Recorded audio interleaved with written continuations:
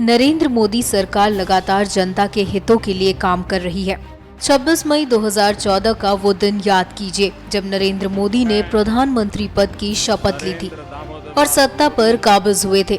मैं नरेंद्र दामोदर दास मोदी प्रधानमंत्री के रूप में अपने कर्तव्यों का श्रद्धापूर्वक और शुद्ध अंतःकरण से निर्वहन करूंगा। फिर याद कीजिए प्रधानमंत्री के ऑफिस में मोदी का पहला दिन, जब जनता के हितों के लिए काम करने के लिए मोदी ने अपनी कुर्सी संभाली थी। और याद कीजिए जरा पार्लियामेंट का वो दिन, नरेंद्र मोदी ने झुककर पार्लियामेंट को प्रणाम किया था और फिर सदन में शपथ ली थी।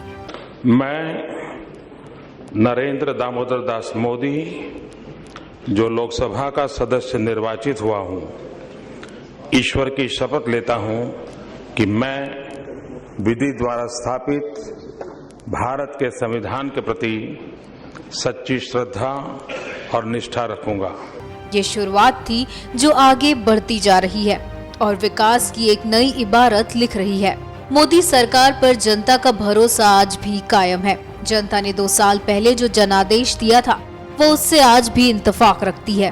विरासत में जो नरेंद्र मोदी को मिली थी वो कांग्रेस की भ्रष्टाचार वाली मनमोहन की सरकार थी। मोदी को यूपीए 2 से भी बड़ी नाकामयाबियां, भ्रष्टाचार के तमाम मुंह खड़े मसले, लुंज पुंज प्रशासनिक व्यवस्था हाथ लगी थी। लेकिन अपने सफर की उतार चढ़ाव भरी शुरुआत के साथ नरेंद्र मोदी ने जनता के मन में ये भावना गहरे से बैठा दी कि उनकी न केवल नीयत अच्छी है बल्कि वो बिना रुके, बिना थके जनता के द्वारा देखे गए सपनों को साकार करने के लिए किसी भी हद तक जाने के लिए तैयार हैं और कांग्रेस पर वार भी करते रहते हैं। कभी कभार ये कहा जाता है कि आप मनरेगा बंद कर देंगे या आपने मनरेगा बंद कर दिया है।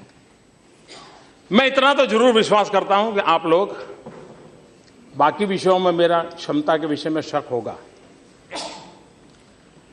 आपका अभिप्राय भी अलग अलग हो सकता है, इसमें मोदी को ज्यादा ज्ञान नहीं है, इसमें कम अनुभव है, सब होगा। लेकिन एक विषय में आपको जरूर, एक विषय में आप मानते होंगे कि मेरी राजनीतिक सूझबूझ तो है।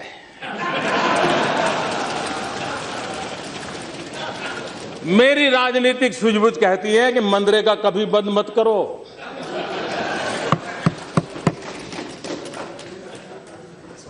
मैं ऐसी गलती नहीं कर सकता हूं क्योंकि मनरेगा आपकी विफलताओं का जीता जागता स्मारक है। आजादी के 60 साल के बाद आपको लोगों को गड्ढे खोदने के लिए भेजना पड़ा, ये आपकी विफलताओं का स्मारक है और मैं गाजे बाजे के साथ इस स्मारक का ढोल पीटता रहूंगा। दुनिया को बताऊंगा कि ये गड्ढे तुम खोद रहे हो, उन 60 साल के पापों का परिणाम है। इसलिए मेरी राजनीतिक सूझबूझ पर आप शक मत कीजिए। मनरेगा रहेगा, आन बान शान के साथ रहेगा और गाजे बाजे के साथ दुनिया में बताया जाएगा।